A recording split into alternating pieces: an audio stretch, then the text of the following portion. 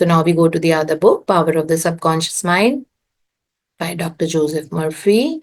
And हम culminate कर रहे हैं ये वाला चैप्टर. हम इनके बस पॉइंटर्स पढ़ रहे हैं. उसके बाद आज हम नया चैप्टर शुरू करेंगे, रिश्तों वाला. बिकॉज हम मनी वाले चैप्टर्स कर चुके हैं. अब नेक्स्ट से हम रिश्तों वाला चैप्टर, रिलेशनशिप्स करेंगे. हाँ जी, उन्नति, your turn finally comes now. Yes, ma'am. Good morning, everyone. Good morning, ma'am. Good morning. So point number 6 से करना है. Okay, ma'am. Point number 6. Medical research scholars point out that insomnia precedes psychotic breakdowns. Number 7. You are spiritually recharged during sleep. Adequate sleep is essential for joy and vitality in life. Number 8. Your tired brain craves sleep so hungrily that it will sacrifice anything to get it. Many who have fallen asleep at the wheel of an automobile can testify to this. Yeah, one sec. Number 9. Let's just Yeah. understand these 1 second, उन्नति. So medical research scholars कहते हैं कि जिन लोगों की नींद पूरी नहीं होती है या जो रात को बहुत लेट सोते हैं, उनको स्लीपलेसनेस की प्रॉब्लम शुरू हो जाती है. उनको अच्छे से नींद नहीं आती है, जिसकी वजह से साइकोटिक ब्रेकडाउन मतलब मेंटल इश्यूज होने लग जाते हैं. फिर नेक्स्ट पॉइंट में लिखा है आप स्पिरिचुअली भी रिचार्ज होते हो स्लीप के टाइम. स्पिरिचुअली मतलब आप अपने आप से कनेक्ट होना, तो उसको स्पिरिचुअल बोलते हैं, है ना. सो आप स्पिरिचुअली भी रिचार्ज होते हो स्लीप के टाइम, बिकॉज जॉय और वाइटैलिटी तभी आता है जब आपकी नींद पूरी हो. आप किसी भी दिन अगर आपकी नींद कम है तो आप देखना आपका नेक्स्ट डे कैसे बीतता है. आपको पूरे दिन शुगर क्रेविंग्स होती रहेंगी, है ना, क्योंकि आपका ग्रेलिन हार्मोन बढ़ा हुआ रहता है. आपको लगेगा बहुत ब्लोटिंग हो रही है, आपका पेट आज बड़ा बड़ा सा लग रहा है, आपके फेस के ऊपर बहुत ज्यादा वाटर रिटेंशन हो रहा है, ब्लोटिंग हो रही है, ऐसा लगेगा. आपको किसी से बात करने का मन नहीं करेगा, पूरे दिन थकान थकान होती रहेगी, आपको ऐसा लगेगा सो जाओ बस मौका मिलते ही, है ना. बहुत ही अनरेस्टफुल फीलिंग में रहते हैं पूरे दिन, और पूरे दिन खाना खाने का मन करता है. तो ये सारे चेंजेस हमारी बॉडी में बायोकेमिकली होते हैं जब रात में नींद अच्छे से नहीं आती है. तो एंड कई लोगों का ये रिचुअल हो जाता है ना, बिना बात के लेट सोना और what ever it is. So that is what it is इसमें. तो इसलिए जॉय और वाइटैलिटी के लिए भी टाइम से सोना जरूरी होता है. फिर नेक्स्ट पॉइंट में लिखा हुआ है कि आपका टायर्ड ब्रेन, जो टायर्ड होता है ना, ब्रेन को बहुत जरूरी होता है स्लीप. मतलब हमारा ब्रेन होता है वो रात के टाइम जैसे ही हम सोते हैं, first part of the sleep में 60% श्रिंक हो जाता है. जो हमारे न्यूरॉन्स होते हैं ना ब्रेन में, ब्रेन के जो सेल्स होते हैं, 60% वो श्रिंक हो जाते हैं. अब उनके बीच में स्पेसेस क्रिएट हो गए, है ना. उस स्पेस में से अब हमारा क्लेंजिंग होती है. इट इज ऑलमोस्ट लाइक कि जैसे सपोज आप सोचो कि आपका एक ड्राइंग रूम है ना, जो अभी ड्राइंग रूम है. अगर उसमें बहुत सारी चीजें फ्लोर पे रखी हुई हैं, 15-20 चेयर रखी हुई हैं, ऑलरेडी पहले से सोफे रखे हुए थे, सेंटर टेबल थी, साइड टेबल थी, और 15 चेयर और आपने बीच में रख दिए, जो कार्पेट एरिया बीच वाला होता है. ठीक है, आप उसकी सफाई कर पाओगे? सफाई तो तभी होगी ना जब आप उस रूम से सारी चेयर्स हटा लोगे और सारा फर्नीचर एक बार साफ हो जाए, मतलब हट जाएगा, तो बहुत अच्छे से वहां पे सफाई हो पाएगी. सिमिलरली हमारे ब्रेन ना, रात को जैसे ही हम सोते हैं वैसे वो श्रिंक हो जाता है. अब स्पेस हो गया, अब वहां की सफाइयां होती हैं बहुत अच्छे से, और हमारे बहुत सारे ऐसे केमिकल्स निकलते हैं, गाबा, बीडीएनएफ, इस तरह से ब्रेन डिराइव न्यूरोट्रोपिक फैक्टर, ये सारे निकलते हैं. ये हमारे ब्रेन के, हमारे न्यूरॉन्स को स्ट्रेंथन करने के लिए, सफाई करने के लिए, और हमारी नर्व्स को सिंथेसाइज, फैक्ट्री भी है नए नए ब्रेन सेल्स बनाने के लिए. तो क्या हमारी याददाश्त कभी खराब होगी? नहीं होगी ना, क्योंकि हम बहुत अच्छी लाइफस्टाइल फॉलो कर रहे हैं. तो हमारे नए नर्व के सेल्स बन रहे हैं, ब्रेन के सेल्स बन रहे हैं, उनकी सफाइयां हो रही है, और बहुत अच्छे से सारा गार्बेज जो है वो उठ के जाता है हमारे ब्रेन वेंट्रिकल में, वहां से किडनी के पास यूरिन के थ्रू निकलता है. तो सुबह जो यूरिन निकालते हैं उसमें ब्रेन का भी बहुत ज्यादा गंदगी होती है, क्योंकि ब्रेन पूरे टाइम चलता रहता है ना. 40 to 50 million bits of information पर सेकेंड चलती है हमारे ब्रेन में. तो सोचो हमारे ब्रेन के सेल्स, न्यूरॉन्स कितना ज्यादा इलेक्ट्रिकल कंडक्टिविटी कर रहे हैं, और पूरे दिन वो मैनिपुलेट, एनालाइज, मेमोराइज, यही सब चल रहा होता है ना. और ऊपर से खाना भी हम कई बार गलत खाते हैं, मतलब उल्टा सीधा जंक फूड और ये सब, फ्रेंच फ्राइज, जिसके कारण ब्रेन बहुत सफर करता है। इसलिए इसमें लिखा हुआ है कि your tired brain craves, craves का मतलब है उसको बहुत बैडली चाहिए होती है नींद, so hungrily that it will sacrifice anything to get it. तो वो ब्रेन आपको ड्राइव करते करते आपको नींद आ जाएगी, इतना ज्यादा वो हो जाता है। इसीलिए इसमें लिखा हुआ है दैट बहुत सारे ऐसे लोग हैं जो ड्राइव करते करते ऑटोमोबाइल के स्टेयरिंग व्हील के पीछे ही सो जाते हैं, लाल बत्ती होती है वहां पे रुके रहते हैं, उनको वहीं नींद आ जाती है, झपकी आ जाती है। सो मेनी टाइम्स जब मैं डीएनडी फ्लाईवे से, यहाँ पे एक रोड है which is a very free flowing road in Delhi, तो मैं वहां से ड्राइव करके जब मैं आती हूँ तो मैं बहुत सारे लोगों को देखती हूँ कि गाड़ी को साथ में खड़ी करके या मोटरसाइकिल वाले साथ में खड़ी करके कोने में, रोड के साइड में खड़ी करके वो अपनी नींद को कैचअप कर रहे होते हैं, क्योंकि उनसे कंट्रोल नहीं हो रही थी नींद, विच is a good thing. Instead of driving it is always better कि वहां पे आप कार अपनी एक जगह खड़ी कर दो और 15 मिनट के लिए सो जाओ, अगर इतनी बुरी हालत हो रही है तो। अदरवाइज लाइफ पे भी रिस्क रहता है। सो इतनी जरूरी होती है। सो यही डॉक्टर जोसेफ मर्फी हमको समझा रहे हैं। हाँ जी। Number 9. Many sleep deprived people have poor memories and lack proper coordination. They become befuddled, confused, and disoriented. Number 10. Sleep brings counsel. Prior to sleep, claim that the infinite intelligence of your subconscious mind is guiding and directing you. Then watch for the lead, which comes perhaps on awakening. Number 11. Trust your subconscious completely. Know that its tendency is always lifeward. Occasionally, your subconscious answers you in a very vivid dream and a vision in the night. You can be forewarned in a dream in the same way as the author of this book was warned. Number 12.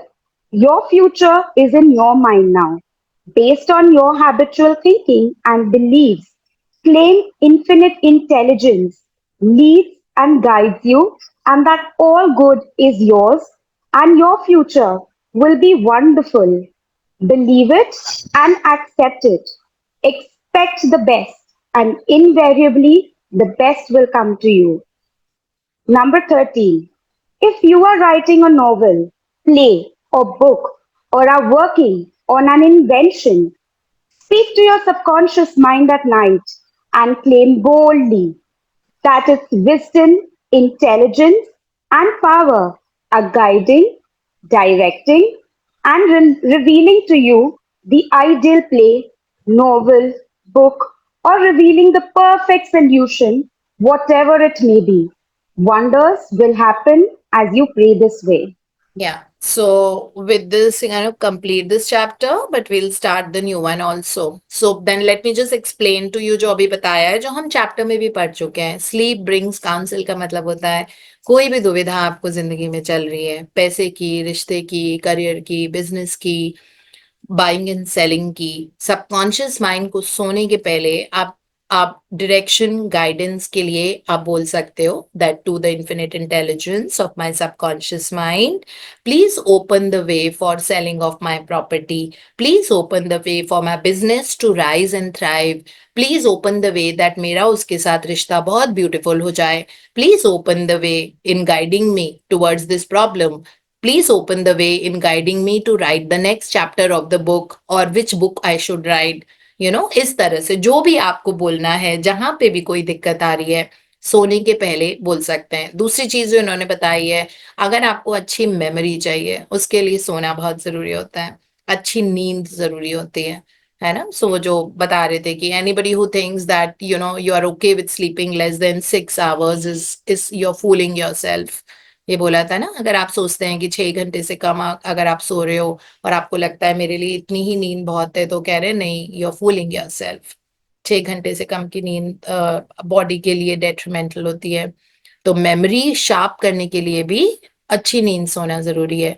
और कोई भी दुविधा हो, नींद के पहले आप पूछ लीजिए और फिर माइंडफुल रहिए, बिकॉज आपको जवाब जरूर मिलेगा। फिर इन्होंने ये लिखा हुआ है, and follow the lead that you get, follow that lead that you get. अगर आपको कोई हंच आया, अगर आपको कोई इंट्यूशन आई है या आपको इस तरह से कोई जवाब मिला है, फॉलो करना तो हमारा काम है ना। इसीलिए उसको बोलते हैं that it is a good intuition. यही होती है दैट आपको ना इंट्यूशन के थ्रू आ जाएगा, या आपको किसी इंसान के थ्रू आप वो सुनोगे दैट आप ये वाला काम कर लो। सो डाउट के साथ कोई भी चीज करेंगे तो फिर वो सक्सेसफुल नहीं होती है ना। So let's start the next beautiful chapter, your subconscious mind and marital problems. Yes. Your subconscious mind and marital problems. Ignorance of the functions and powers of the mind is the cause of all marital trouble. Each using the law of mind correctly can solve friction between husband and wife. By praying together, they stay together. The contemplation of divine ideals, the study of the laws of life, the mutual agreement on a common purpose and plan, and the enjoyment of personal freedom brings about that harmonious marriage, that wedded bliss, that sense of oneness where the two become one. The best time to prevent divorce is before marriage. It is not wrong to try to get out of a very bad situation. But why get into the bad situation in the first place? Would it not be better to give attention to the real cause of marital problem? In other words, to really get at the root of the matter involved. As with all other problems of men and women, the problems of divorce, separation, annulment, and endless litigation are directly traceable to lack of knowledge of the working and interrelationship of the conscious and subconscious mind. या सो ये जो introduction दिया हुआ है, marital problems बोला है, but ये जिस जमाने में किताब लिखी हुई थी उस जमाने में रिलेशन, शादी का मतलब मैन वुमेन की जो इंटीमेट रिलेशनशिप्स होती है वो सिर्फ शादी उनका मतलब था, ठीक है। बट आज के जमाने में we are very open to having marriage and relationship of the same gender, है ना। So girl girl to girl, because it is absolutely okay, जो भी किसी की भी जो टेंडेंसी है, with all the love and respect हम सब की तरफ से, है ना। सो जो भी रिश्ता है जैसा भी है, दिस मीन्स रिलेशनशिप। हो सकता है कि कपल हैं बट शादी नहीं कर पा रहे या करना नहीं चाहते, साथ में रहना चाहते हैं, है ना। हो सकता है वो साथ में एक ही घर में रहना चाहते हों, या वो अलग अलग घर में रह रहे हों, और लेकिन वो they are together in a relationship, they are a couple together, है ना। साथ में नहीं रह रहे या अलग अलग घर में रह रहे हैं। जो जेंडर है, या तो बॉय और गर्ल है, या गर्ल और गर्ल है, या बॉय एंड बॉय है, इट रियली डजेंट मैटर। ये उनके बारे में चैप्टर है। डॉक्टर जोसेफ मर्फी ने हस्बैंड वाइफ तब ऐसे लिखा था बिकॉज तब तब कपल रिलेशनशिप का मतलब यही होता था शादी, है ना। बहुत पुराने जमाने की बात है, आज से 100 साल या जो भी 80 साल पहले जब ये किताब लिखी हुई थी, तो उस वक्त अलग मीनिंग होता था। तो इसमें यही लिखा हुआ है दैट एक अच्छा रिश्ता, इंटीमेट रिलेशनशिप में होना किस तरह होना चाहिए, ये पूरा उन्होंने बताया है। That so that you can enjoy a beautiful relationship together, जहां कंपेनियनशिप भी बहुत ज्यादा है ना। म्यूचुअल अग्रीमेंट का मतलब है there has to be a level of understanding. Of course वो हमको समझाएंगे कैसे करना है, अभी तो वो सिर्फ इंट्रोडक्शन दे रहे हैं, है ना। सो वो हमको समझाएंगे कि किस तरह से बहुत ब्यूटीफुल रिलेशनशिप होनी है हमारी अपने पार्टनर के साथ, चाहे वो कोई भी पार्टनर के साथ रिलेशनशिप कैसी होनी चाहिए और कैसे उसको अच्छा करना है। बहुत ब्यूटीफुल इन्होंने एफर्मेशंस भी दिए हैं इसमें। और उन्होंने जो ये चीज बताई है दैट अगर म्यूचुअल एग्रीमेंट यानी कि दो लोगों में अंडरस्टैंडिंग और इफेक्टिव कम्युनिकेशन है, तो कभी भी रिश्ते में कॉन्फ्लिक्ट नहीं आती है। और उन्होंने बताया है enjoyment of the personal freedom brings about a harmonious relationship, है ना। दैट्स ऑल्सो, कई बहुत चिपकू से होते हैं couples, you know, that means वहां पे इनसिक्योरिटी है। तो इसमें हम पढ़ेंगे, वो बोलेंगे लव मीन्स फ्रीडम करके एक पूरा चैप्टर है, इसमें भी है और पावर बुक में भी। पावर बुक में तो रोंडाबा ने बहुत लंबा चौड़ा लिखा हुआ है, लव मीन्स फ्रीडम, कि आप बहुत ज्यादा क्वेश्चन ना करो अपने पार्टनर को, है ना, कि उनका गला ही घोट लो, ऐसे कभी नहीं करना चाहिए। They have their own life and you also have their own life, common goal है, दोनों साथ रहते हैं। लव का मतलब होता है फ्रीडम और स्पेस देना, स्पेस एलिमेंट रिश्ते में बहुत जरूरी होता है। So it should not be that somebody is throttling your neck all the time. So यहाँ पे वही लिखा हुआ, enjoyment of personal freedom, personal freedom मतलब दोनों की, सपोज ए है और बी है, they are in love with each other, है ना। तो इसका ये मतलब नहीं है कि ए और बी सिर्फ इकट्ठे ही सारे काम करेंगे, इकट्ठे ही ट्रैवल करेंगे, इकट्ठे ही बाहर जाएंगे, इकट्ठे ही खाना खाएंगे, ठीक है। उससे क्या होगा, स्पेस एलिमेंट जब मिसिंग होता है रिश्ते में तो घुट जाती है रिश्ता, है ना। मतलब इट बिकम्स क्लॉस्ट्रोफोबिक, स्पेस चाहिए होती है ग्रोथ के लिए, ये हम सबको पता है। आप सोचो एक छोटा सा पौधा अगर आप लगाओगे तो आपको स्पेस चाहिए होगा ना उसको ग्रो करने के लिए, ऊपर की तरफ आएगा। अगर ऊपर दीवार होगी तो वो पौधा ग्रो ही नहीं करेगा, वो स्टैफल्ड हो जाएगा बिल्कुल। सो ये चीज हमको समझनी बहुत जरूरी है that everybody needs the personal space, और तभी ग्रोथ होती है। और वो पर्सनल स्पेस एंड फ्रीडम जब होती है वो रिश्ते को बहुत ब्यूटीफुल करती है ना। Because you crave for something only when it is not there. Can you crave for, अगर आप 24 घंटे अगर आपके सामने इतना सारा खाना रखा रहता है ना, अगर आप रेस्टोरेंट में काम करते हो और पूरे टाइम आप सराउंडेड हो बहुत एक्सोटिक फूड्स के साथ, तो क्या आप कभी क्रेविंग होगी आपको फूड की? नहीं होगी ना, बिकॉज आप रेस्टोरेंट में ही काम करते हो और आपको एक्सेसिबल है सारा खाना। आपको ब्रोकली खानी है, आपको वो भी मिल रहा है, आपको सॉटेड वेजिटेबल्स खानी है वो भी मिल रहा है, आपको पिज्जा खाने का दिल करता है वो भी मिल जाता है, आपको सूप पीने का दिल करता है वो भी मिल जाता है, आपको बटर चिकन और बटर नान खाने का दिल करता है आपको वो भी मिल जाता है।